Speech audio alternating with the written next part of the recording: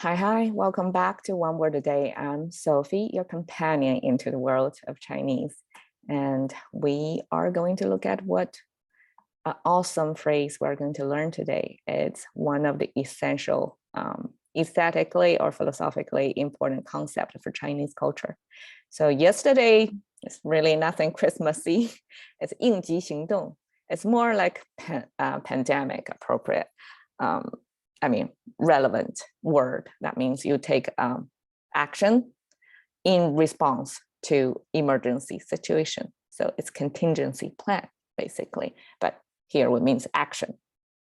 And today we have this action figure, 动, borrowed over to this new phrase, 动静结合. 动, it's a force, energy, and means move, make a move. The right side is the force, right? And the left side is the sound maker. 动. 静.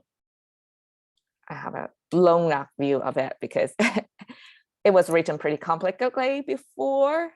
And I just see this portion is so beautiful. It's a very Chinese to me, like the portion, how the lines go, how it comes together. It looks very Chinese to me. 静.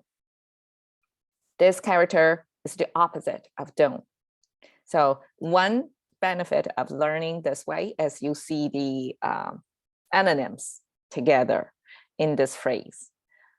So the opposite of make a move is to stay still. And this word comes from the meaning maker on the left side, 清, which is a color, and the sound maker, 争, which doesn't sound like 静 at all, but that's the sound maker. So the color of 清, that color often occurs in our ancient literature, Old Chinese, but I seldom really be fully aware what exactly that 清color is. Then it turned out it's kind of, it's related to the pigments ancient times can have access to, right? And pigments in the old days is not chemistry, there were no chemistry industry yet, and things are organic, so made in nature. A lot of times it's from the rocks, right, or insects dead bodies. So 清, without going into the color history of how this color can be, what are the sources, where things come from, it's a color between blue and green. Okay, so it's kind of a turquoise color, but even if it's a blue-green, it's a big category color. Within it, infinite combinations and colorations. So 清is, you kind of can envision it as a turquoise for now. And the word, it means still, but originally it's related to this color of blue and green. It means the color application on the visual 2D art form is so harmonic. Okay, so things are in harmony in that phrase, that nothing you need to change. And when things are in harmony, it almost like it's balanced. It stands still. You don't need to change a thing, right? So that's how it comes into be. It becomes still, becomes 静, you don't need to move. It's perfect in that sense. Okay, 结, we have seen the left side a lot. That kind of entangling image means fabric, threads, or something textile. That means things are ropes are tied together. So that's 结, simply ropes tied together. The right side is the sound maker, so you just need to look at the left side, what it means. It's tied, pronounced as 结. 和, this is a fascinating word. Whoever learns geometry, should learn this Chinese character, because this is the old way of depicting the triangle and the rectangle on the bottom. Even if this looks not connected, but it meant like all of these lines, all these three sides are connected together, or like creating this form. Things are all connected together. So it's like an enclosed structure. There's no broken points. Everything is like in a full circle, however many sides it got, right? So we have 3 and 4 to mean it's a connected one piece. So you have tied and connected means combined. You combine two things, become one unit. So tie is the motion of combining, and 和, I mean, 结 is the motion of combining, 和 is the result of combined one unit piece.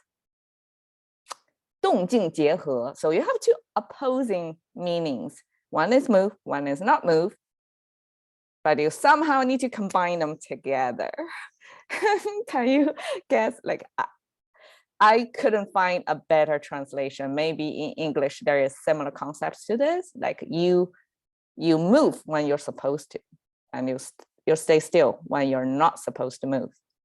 And you need to, compute to make it up like perfectly balanced. So you know when to make a move, basically. So I couldn't find a better way. I just call it dynamics, because even if dynamic means the opposite of static. So dynamic is moving, static is not moving. I feel like in dynamic, there are moments.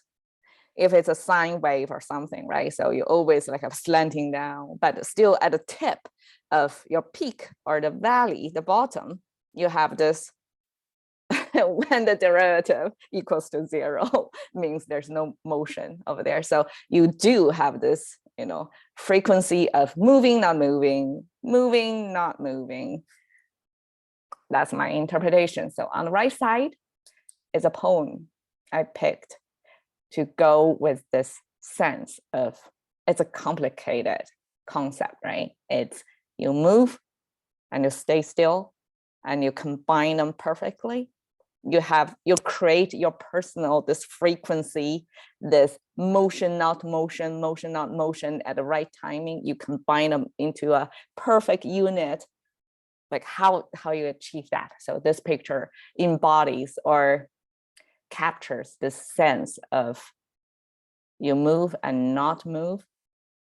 Basically, it's actually not moving, but let me go into details.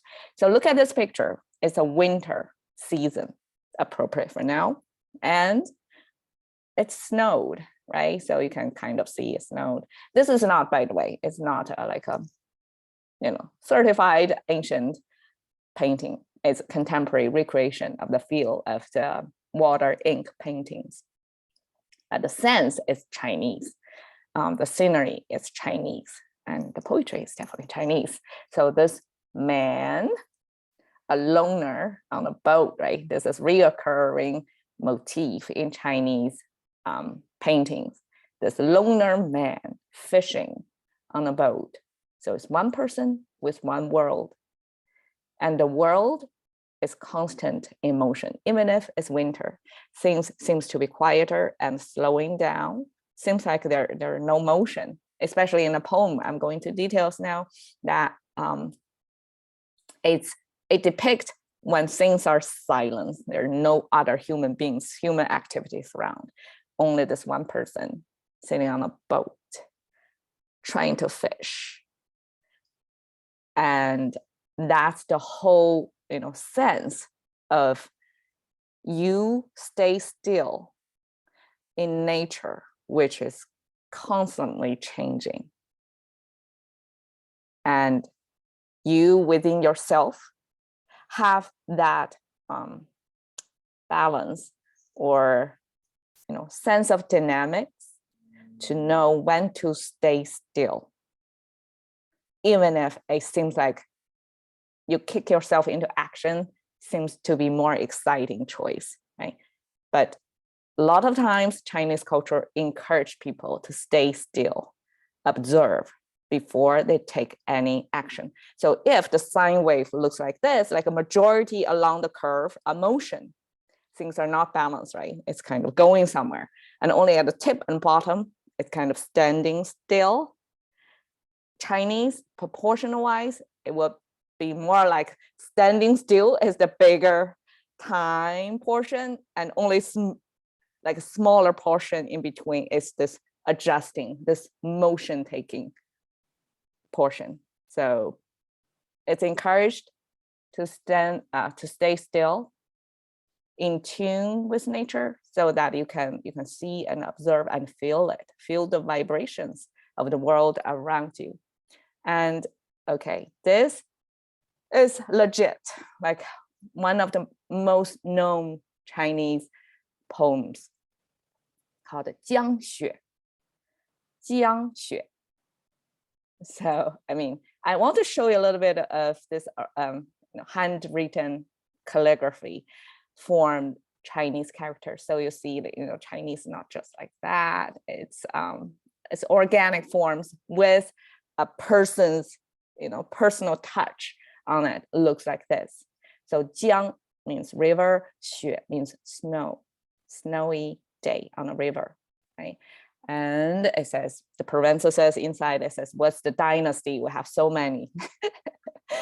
One point over there is like when Chinese, we learn history, it's a thick stack of books, like throughout the dynasty, with so many stories, so many kings and queens, so many, dramas happened before. So Tang is this dynasty in the parenthesis, saying this author came from that era. And probably 1200 years ago. Okay, Liu Zongyuan is the author. 千山鸟飞绝，万径人踪灭。孤舟蓑笠翁，独钓寒江雪。Oh my God, just by reading it, I'm like drawn into this frame already. Quickly, 1,000 mountains, birds, flown, extinct. The word extinct, but it simply means gone. All birds are gone. 10,000 trails. Person, footprints, or evidence of person, non-exist. So it depicts like no human activities around. Gu, that's the key word. People say this is the poem, feeling most lonely, the loneliest poem in Chinese history. Gu, single, one person. Zhou, okay, the little boat, kayak, whatever. Suo Li Weng. So Suo is the raincoat the person wears. Li is this, conical shape hat wear. So both are, kind of weatherproof, allow this person to be in this cold environment. Weng, old man. Guzhou Suo Li Weng, is the kind of ideal by the literature man throughout the history, to repeatedly depicting like this single lonely person sitting on this boat, of course equipped to stay warm, but it's in solitary. Du, it's also gu and du, both are singular, one person, a loner kind of image. Du diao hanjiang xue. Diao is fishing.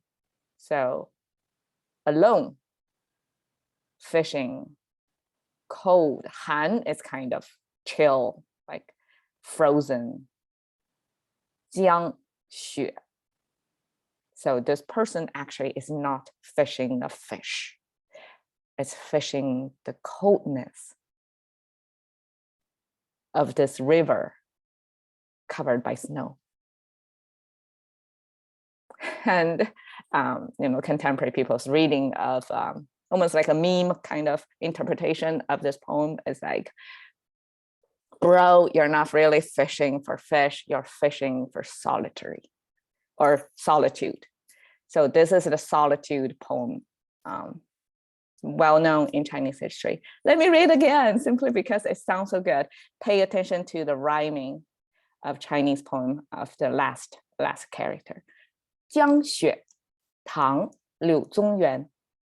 千山鸟飞绝，万径人踪灭。孤舟蓑笠翁，独钓寒江雪。绝灭雪。We skip the third one, so that's our rhyming. Welcome, and please continue this journey. I feel it fun. I hope you enjoy a little bit, even if not every character you have learned, or even if the whole thing looks strange, like so foreign to you in 2021. But it's a human emotions. It's real, and it's pretty raw as well. I really enjoy it. The aesthetics, the whole philosophy, aesthetics, and the stories, the background behind the poem. And we can only access that through language. So appreciate your time with me. Hope to see you another day.